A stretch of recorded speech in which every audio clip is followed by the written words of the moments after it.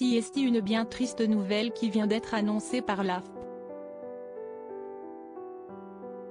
Ce mardi 15 novembre 2022, le créateur de l'émission Chef d'œuvre en péril Pierre Delagarde est mort à l'âge de 90 ans. CST apprit que Pierre Delagarde est né. Après avoir obtenu son diplôme au lycée Louis-le-Grand, il a fait des études supérieures en droit, lettres et philosophie. Sa passion pour le patrimoine est survenue dès l'adolescence, lui qui aimait sillonner la France pour visiter des églises ou encore des châteaux. Au fil du temps, la sauvegarde de ce patrimoine est devenue l'une de ses missions.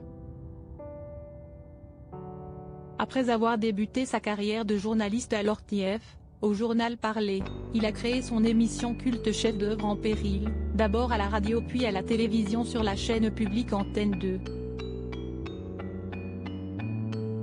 Entre 1962 et 1974, il a ainsi sauvé de la ruine plus de 150 monuments. Ce n'est pas tout.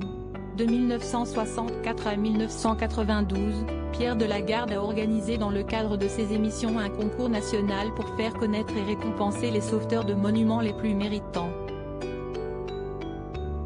Il a en outre lancé le magazine Monuments en péril en 1971, dont il était le rédacteur en chef durant 5 belles années.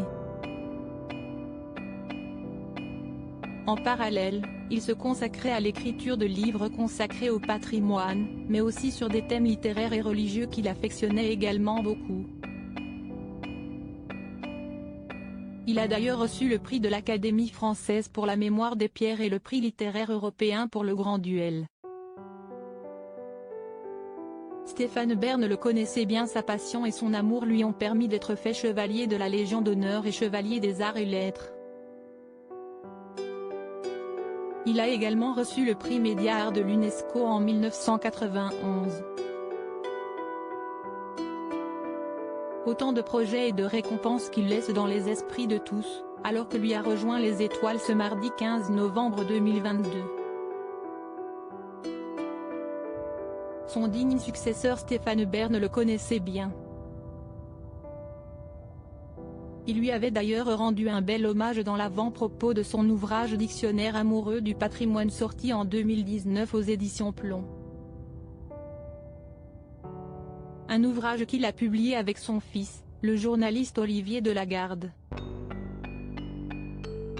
Ce décès laisse donc le compagnon de Yory Bayrès dans un terrible chagrin, ainsi que les autres proches de Pierre Delagarde. La messe de funérailles sera célébrée le vendredi 18 novembre à 10h30 à l'église Saint-Jean-Baptiste de la Salle, dans le 15e arrondissement de Paris. Le lendemain aura lieu l'inhumation à 15h à Azolette.